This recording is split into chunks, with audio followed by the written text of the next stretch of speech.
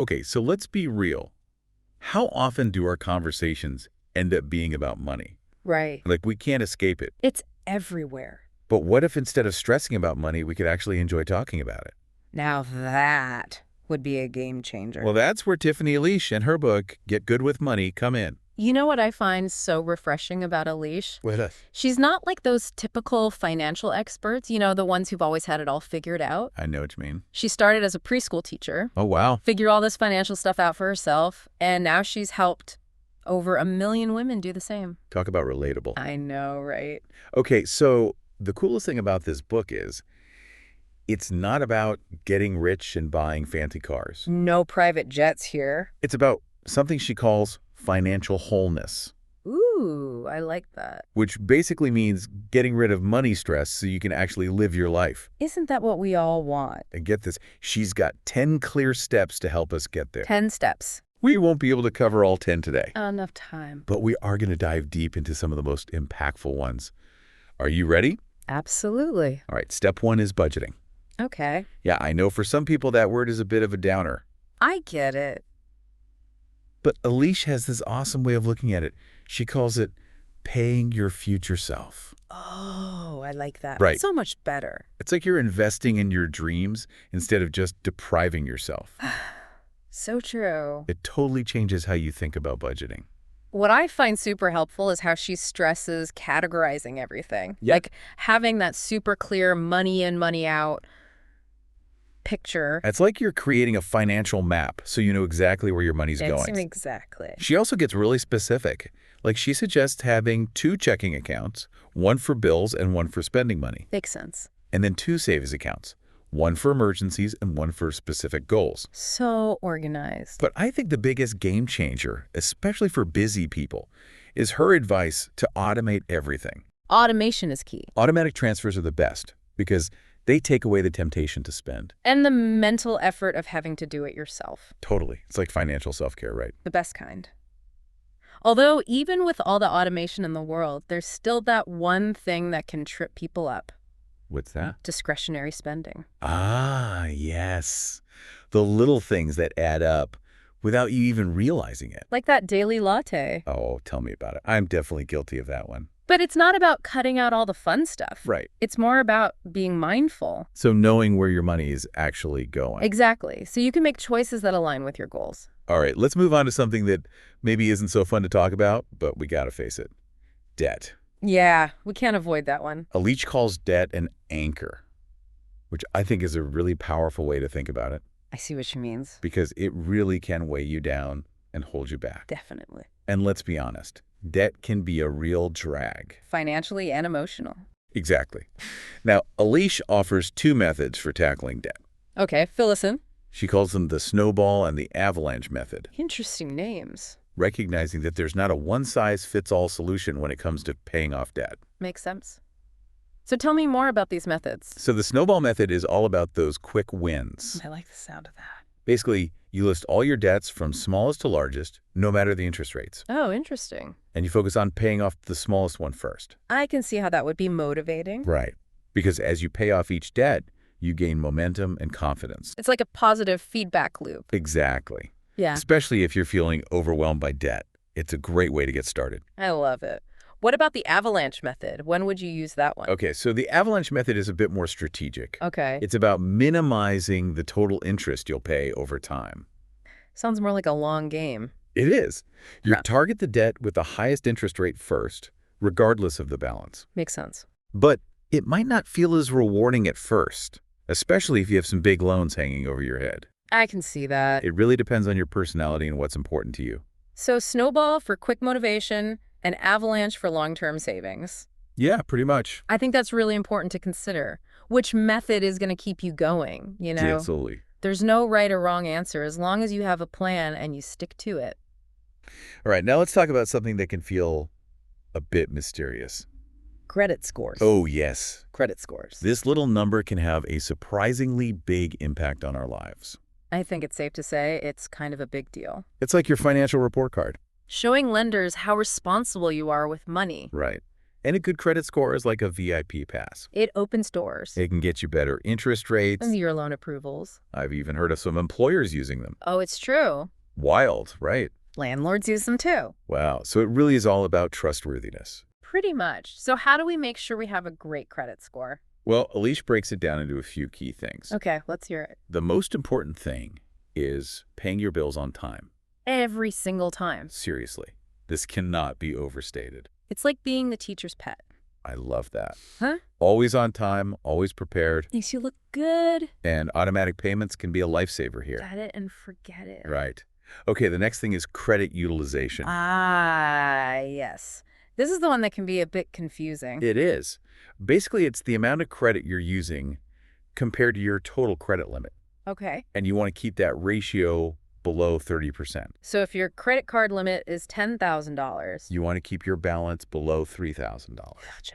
This is actually where having multiple credit cards can be helpful. Oh, really? Yeah, because spreading your spending across a few different cards can help keep that utilization low. That makes sense. But of course, this doesn't mean you should go crazy and spend more just because you have more credit available. Definitely not. Responsible spending is still key. Okay, here's an interesting tip. Don't close those old credit card accounts. Even the ones you don't use anymore. Unless they have annual fees, yeah. Because the length of your credit history also matters. Oh, wow. I didn't know that. It's like those old accounts are giving you good references. Like they're vouching for you? Exactly. Okay. So what else should we be doing? Make sure you're checking your credit report regularly. Oh, yeah. Good point. You can get a free report from each of the major credit bureaus every year. That's good to know. You really want to make sure there are no errors or inaccuracies on there. And if there are, Dispute them right away. you'd be surprised how often mistakes happen. It's true. So remember, you actually have the power to shape your credit story By being proactive. and staying informed. So we've talked about building a strong financial foundation. Right. Budgeting, debt, credit scores. Now it's time to move on to something a little more exciting. Building wealth. Yes. And to kick things off, I'm going to quote the one and only Albert Einstein. Einstein, huh? He famously said, "Compound interest is the eighth wonder of the world." Wow, high praise from Einstein. I know, right? So tell us, why should we be so excited about compound interest? Compound interest is basically money making more money. Oh, I like that. It's like your money is working for you. Instead of against you. Exactly. Imagine a snowball rolling downhill. Okay. It gets bigger and bigger as it picks up more snow. Right. That's kind of how compound interest works. You invest your money, it earns interest. And then that interest earns interest. Exactly. And it just keeps building and building over time. So it's not just about earning a little extra here and there, it's about exponential growth. Exactly. Even small, consistent investments can turn into something huge over the long term. Okay, that makes a lot more sense. No wonder Einstein was so impressed by it. I know, right? So how do we actually make this compound interest magic happen? Aliche is all about starting early and being consistent. Time is your best friend when it comes to investing. 100%. Even if you can only invest a small amount right now, starting early gives that snowball effect more time to work its magic. And that's where her 20% of income rule comes in. Yeah, she recommends trying to invest at least 20% of your income each month. 20%. That's a good goal to aim for, but don't worry if that's not doable right now. Okay, good to know. The important thing is to just start somewhere, even if it's just 5% or 10%. It's more about creating that habit of regular investing. And then as your income grows, you can bump up that amount. It's all about those consistent choices that really add up in the long run. Absolutely. Small steps lead to big results. Okay, let's talk retirement for a second. Retirement. It can feel so far away that it's almost hard to think about. I hear you. Like, how much money will I even need to save? Right. But Aliche has a pretty simple way to estimate that. She does. Yeah, she suggests taking your annual expenses and multiplying that number by 25. Oh, that's a good rule of thumb. I know. It might seem like a lot at first, but it makes the goal a lot more tangible. Way less overwhelming than just a random big number. Right. So everyone listening right now, I dare you to do the math. Let's do it. What would your annual expenses times 25 look like? It might be a little eye-opening, but remember, knowledge is power. Exactly. And once you know where you stand, you can start making a plan. And remember, it's just an estimate. Everyone's needs are going to be a little bit different. True. Okay, so we've talked about budgeting, tackling debt, boosting our credit scores, and that awesome power of compound interest. We've covered a lot. We have. Now let's talk about investing. Okay, let's get into it. When you think about building your investment portfolio, what kind of investor are you? Ooh, good question. Are you more hands-on? Like a stock picking pro? Yeah. Or do you prefer to set it and forget it? I think knowing your investor personality is so important. Absolutely. If you're someone who enjoys research, digging into different companies, Analyzing market trends. maybe even taking on a little more risk for a potentially bigger payoff, active investing might be a good fit. So it's like you're the CEO of your own little investment firm.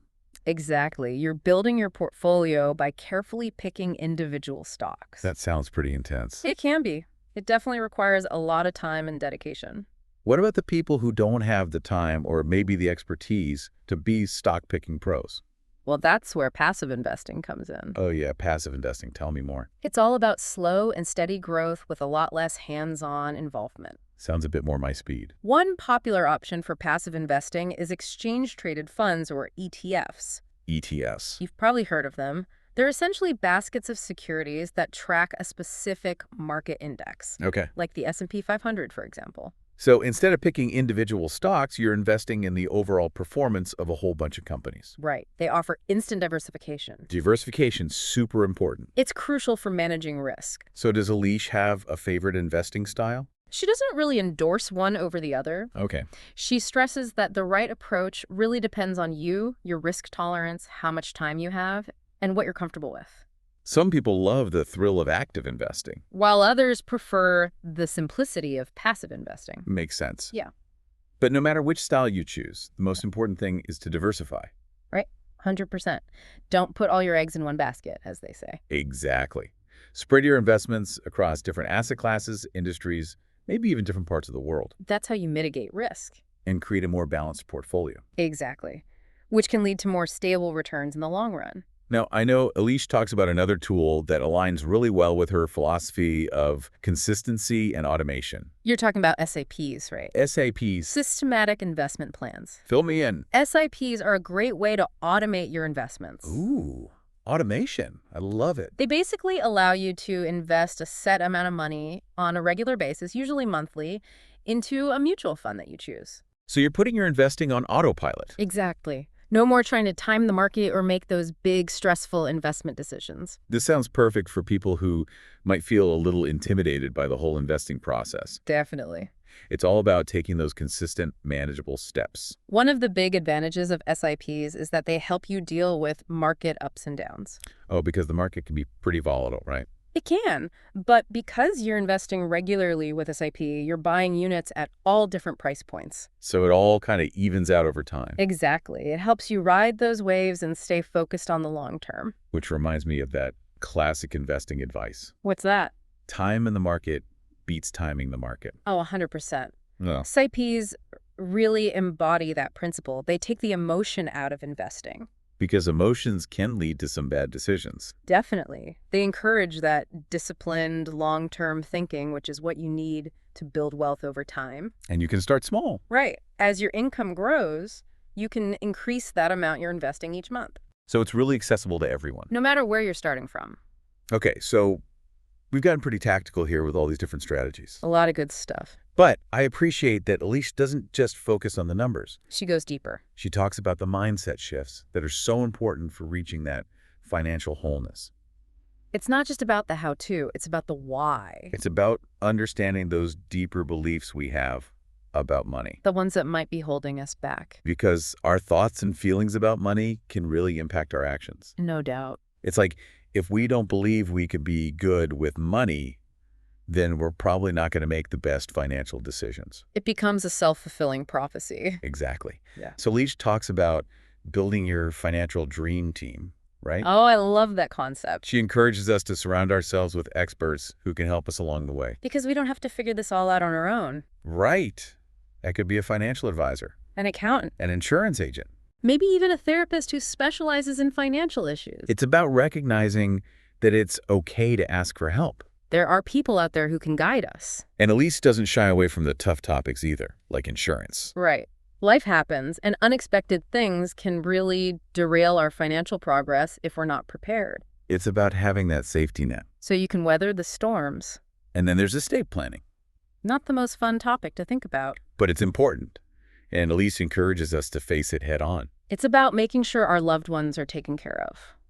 even when we're no longer around. Exactly. Protecting our legacy. So, wow, we've covered a lot in this deep dive into Get Good with Money. We really have. From reframing budgeting to conquering debt, understanding those mysterious credit scores, and harnessing the power of compound interest. And so much more. What are some of the big takeaways that are resonating with you? What I keep coming back to is this emphasis on clarity and intention. Alicia's approach is all about having a clear vision of where you want to go financially and then creating a plan to get there. It's like having a financial roadmap that's tailored just for you. And it's not just about knowing the steps, it's about taking action, actually putting those steps into practice. Because knowing what to do isn't enough. You have to actually do it. And the best part is, the book goes even deeper into some really interesting topics. Oh, yeah. Like what? Like how to negotiate a higher salary, Oh, wow. building multiple streams of income, Smart. even getting into real estate investing. That's next level. I know, right? It really is a comprehensive guide to achieving that financial wholeness. And it's written in such a relatable way. It's not dry or boring at all. I know. I found myself highlighting so many things. You too. Like I want to share it with all my friends. It's that good. Okay, so we've thrown a lot of information at you in this deep dive. A lot to process. But now it's time to put it all into action. That's the important part. So think about this. What's one step you can take this week, big or small, to get closer to your own financial wholeness? Maybe it's finally creating that budget you've been putting off. Or setting up that automatic savings transfer. Or even just having a conversation with your partner about money. Whatever it is, it doesn't have to be this huge, overwhelming thing. Just one small step in the right direction can make a difference. You mentioned earlier that Aliche also talks about the emotional side of money. Yeah, money is so tied up with our emotions. It's more than just numbers on a spreadsheet. Absolutely. It affects how we feel about ourselves, our security, our future. For sure. So how do we start to create a healthier relationship with money? Awareness is key. Just start paying attention to how you feel when you think about money. What thoughts come up? What emotions do you feel? Are there any beliefs you have that might be holding you back? Like maybe you think, I'm not good with money. Or I'll never be able to afford that.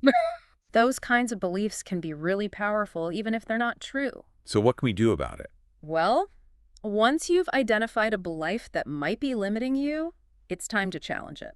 Put it to the test. Ask yourself, is this really true? What evidence do I have to support this belief? And maybe even ask, is this belief helping me or hurting me? Often when we examine our beliefs closely, we realize they're not as solid as we thought they were. And maybe they're based on old information or experiences that are no longer relevant. Exactly. So once we've started to challenge those limiting beliefs, how do we actually shift our mindset? Reframing can be really powerful. Instead of focusing on what you lack, start focusing on what you have. Practice gratitude. Yes. Appreciate the good things in your life, even the small things. It's about shifting from a scarcity mindset to an abundance mindset. And that can make a huge difference in how you approach money. When you feel grateful, you're less likely to overspend or make impulsive decisions. You're more content with what you have. And you start to see opportunities that you might have missed before. What I love about Get Good with Money is that it shows us that financial wholeness is possible for everyone. You don't have to be a millionaire or a financial expert. It's about taking those small, consistent steps. And building a healthier relationship with money one day at a time. Exactly. So as you go forward on your financial journey, remember this. You have the power to change your money story. You're not stuck where you are. Start with one small step this week and keep building from there. And don't be afraid to ask for help along the way. There are so many resources out there. Financial advisors, online communities, books like this one. We're all in this together. That's right. And hey, we're here for you too. Share your journey with us. Let us know what's working, what challenges you're facing. Let's keep this conversation going because together we can make a difference. Absolutely. Until next time, keep diving deep.